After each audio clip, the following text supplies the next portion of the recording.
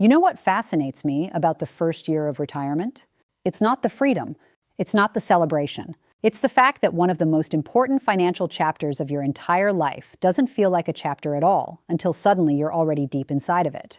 The decisions made in those first 12 months don't shout.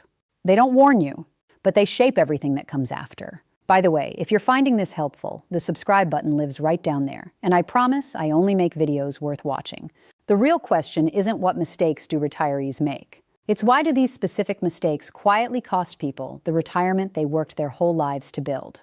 Because most people walk into retirement focused on the wrong things. They look at their account balance, they look at the calendar, they look at the date they finally stopped working, and they think the hard part is over. But the truth is, the hard part is just beginning. Not because retirement is harder than working. It isn't. But because for the first time in decades, nobody is telling you what to do with your money, your time, or your life. And in that silence, mistakes creep in. They don't look like mistakes. They look like rewards. They look like freedom. They look like you finally getting to enjoy yourself. And that's exactly why they're so dangerous. So, let me walk you through the 5 worst financial mistakes I see retirees make in their very first year.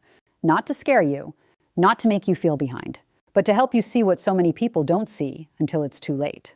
Because once you see them clearly, you won't be able to unsee them. And that's the moment everything starts to shift. The first mistake is something I call the celebration trap.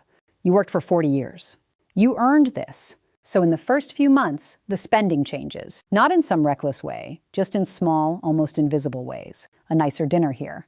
A weekend trip there. New furniture for the living room because, well, you're going to be home more now. A cruise that's been on the bucket list forever. Some upgrades to the house that have been on the back burner for a decade. None of these things are wrong. None of them are bad. But here's the thing. Most people walk into retirement without ever calculating what their actual monthly income is going to look like. They have a vague idea. They have a hope, but they don't have a number. And when you don't have a number, every purchase feels reasonable because nothing feels measured against anything. Let me give you a picture of this. Imagine your retirement income like a faucet. Behind that faucet is a pipe, one you've been filling your entire working life. Every paycheck, every tax contribution, it all builds pressure in that pipe. Now in retirement, that faucet finally turns on. But here's what people miss. The flow is fixed. It doesn't get bigger because you want it to. It doesn't refill faster because you spent more last month. It is what it is. And if you treat that faucet like it's connected to an unlimited reservoir, you can drain a lot of water before you ever realize what's happening. The celebration trap doesn't bankrupt anyone in month 1. It quietly erodes the foundation, month by month, until 12 or 18 months in, you look at the numbers and feel a knot in your stomach you can't quite explain. And by then, the habits are already set. Here's a question. If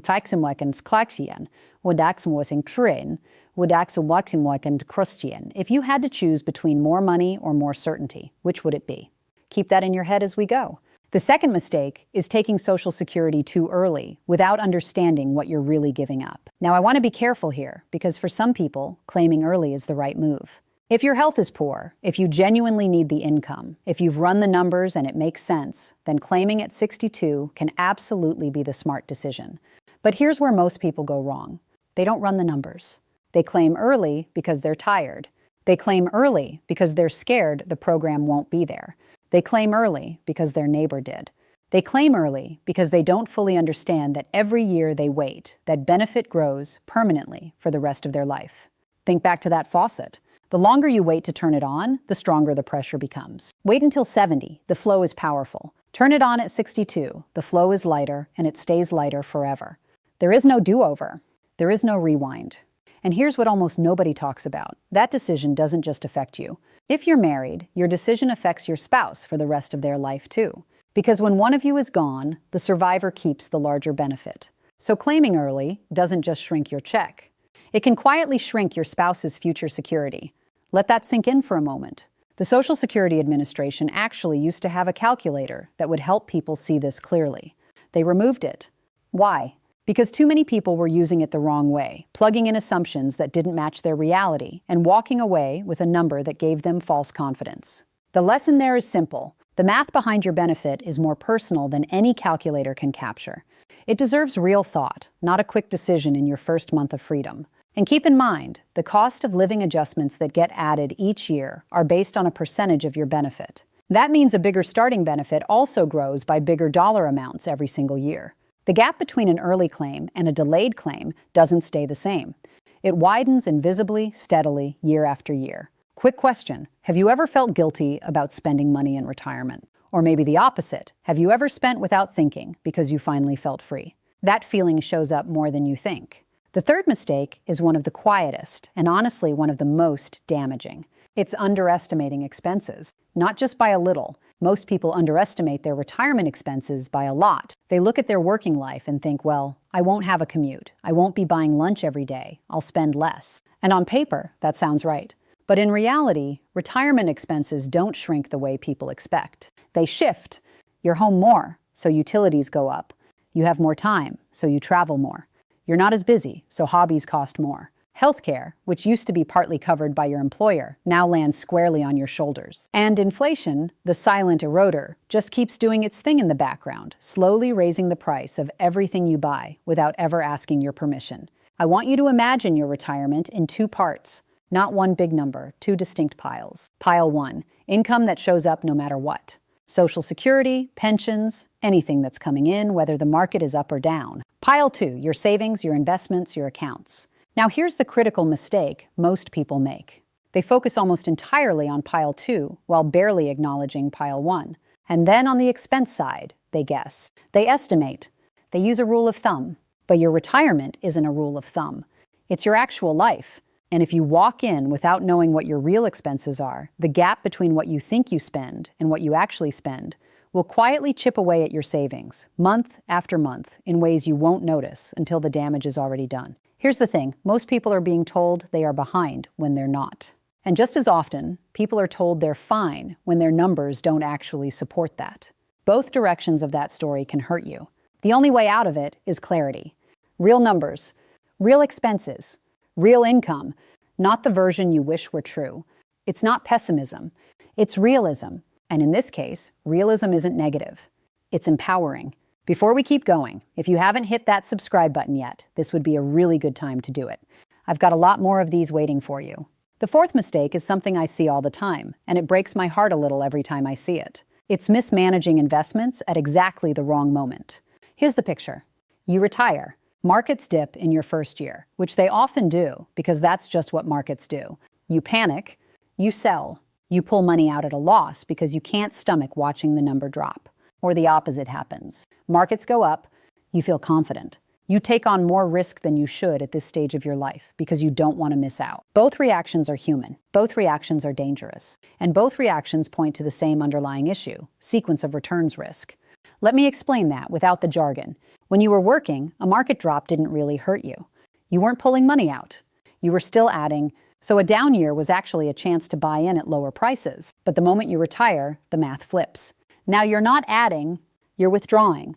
And if you withdraw during a down year, you lock in losses. The money you take out doesn't get a chance to recover when the market eventually comes back. That's why the first few years of retirement are some of the most financially fragile years of your entire life. It's not because you don't have enough. It's because the order of returns matters more than people realize. Think of it this way. Your income floor is like the foundation of your house. Strong, underground, invisible, but holding everything up. Your savings? That's more like the furniture. Nice to have, comfortable, but it sits on top of something else. Most people focus on decorating the furniture while ignoring whether the foundation is solid.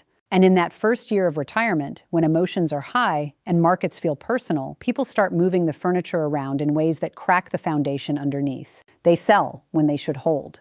They buy when they should rest. They check accounts every day when they should be checking them every quarter. The damage doesn't show up immediately. It shows up 5 years later when the math starts catching up.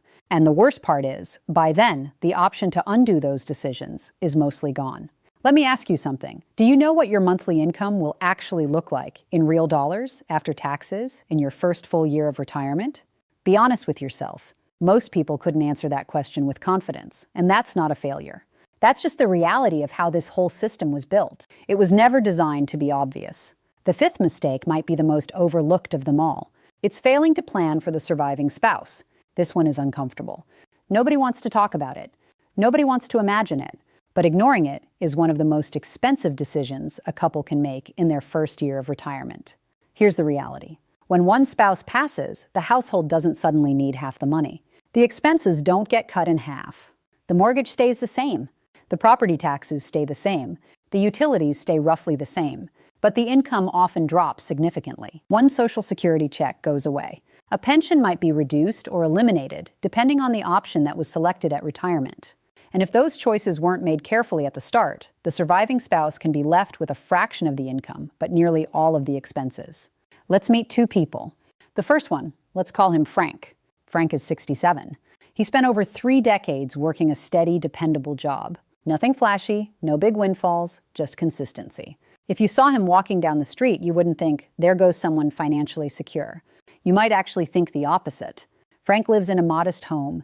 He drives an older car. And if you looked strictly at his savings, you'd probably panic for him. Because Frank has around $140,000 saved. By the standards you've been taught, Frank is behind. But here's what you don't see when you only look at that number. Frank has a monthly pension. He has Social Security income. His home is fully paid off. Every single month, without touching his savings, money shows up, consistently, predictably. Frank is not struggling. Frank is not stressed. Frank is living a life that works. And when Frank sat down with his wife in the first year of retirement, they didn't just plan for the good times. They planned for the hard ones. They picked a pension option that protected her. They mapped out what her income would look like if Frank went first. They made the uncomfortable conversation a regular conversation. Now let's meet Gary. Gary did everything right, at least according to the rules he was given. He saved aggressively. He invested diligently. He followed the benchmarks. And today, Gary has $800,000 saved. On paper, Gary is a success story.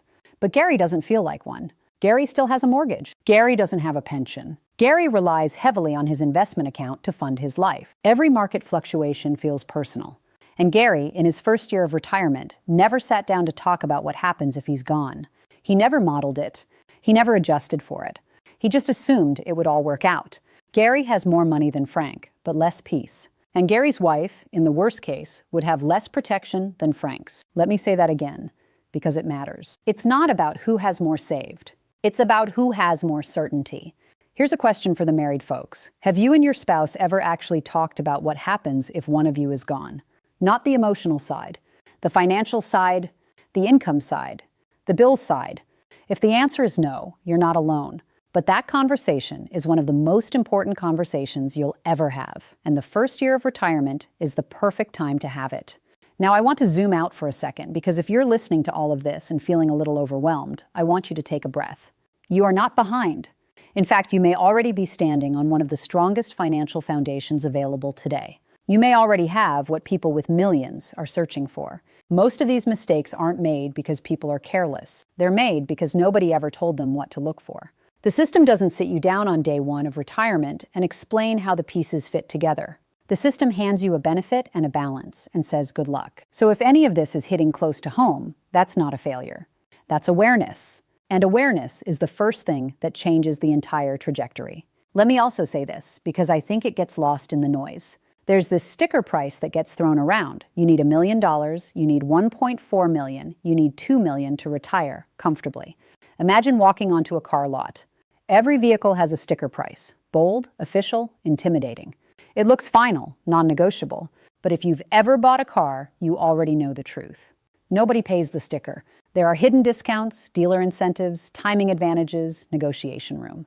The real price is almost always lower. But the sticker exists to anchor your expectations, to make you feel like anything below it is a win, even if you're still overpaying. Now take that exact same system and apply it to retirement. That big retirement number, that's your sticker price. It's not your real number. Your real number is built from your income floor, your real expenses, and the gap between them. Nothing else. And the question isn't, what's the best target? It's what's the best decision for your life right now.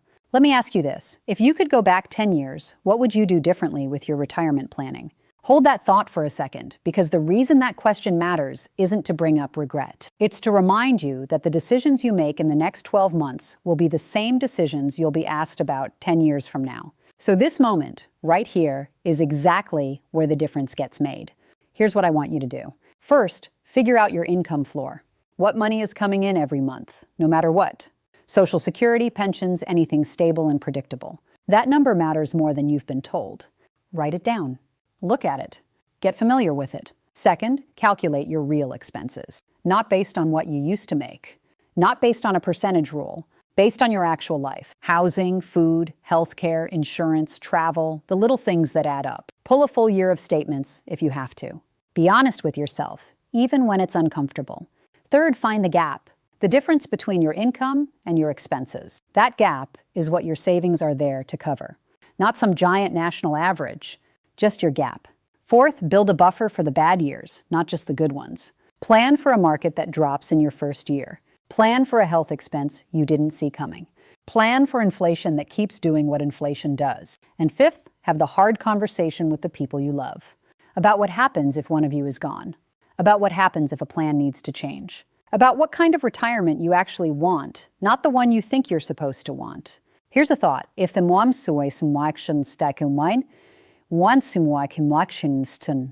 if the system only rewards you with almost enough, you will spend your entire life chasing more. How does that make you feel? Because here's what I've seen, again and again. The people who feel the most peace in retirement aren't the ones with the biggest accounts. They're the ones with the clearest picture. They know their numbers. They know their gaps. They know their plan. And because they know, they don't have to guess. They don't have to worry every time the news talks about the market. They don't have to feel that quiet fear in the back of their mind that maybe they didn't do enough. They know, and knowing is everything. Stop measuring yourself against everyone else. Stop feeling behind and start focusing on what truly gives you freedom. You don't need perfection to have a successful retirement. You don't need to get every decision exactly right. What you need is awareness, clarity, and the willingness to face the real numbers so you can make real decisions. Because when you understand your income, when you understand your expenses, when you understand how your plan holds up over time, something changes. You feel more in control, more confident, more at ease. The first year of retirement doesn't have to be a year of mistakes. It can be the year you finally see the whole picture. The year you stop measuring yourself against everyone else and start focusing on what truly gives you freedom. Numbers matter, but how you feel about those numbers, that matters just as much. And the shift from fear to clarity, from chasing to choosing, from not enough to enough, that shift starts the moment you stop guessing and start knowing. That's the real win. Not a perfect plan, not a perfect number, a clear one, a real one that belongs to you, built around your life, your values, your people, and the years still ahead of you. If this video made you think differently about your first year of retirement, subscribe. The next one goes even deeper.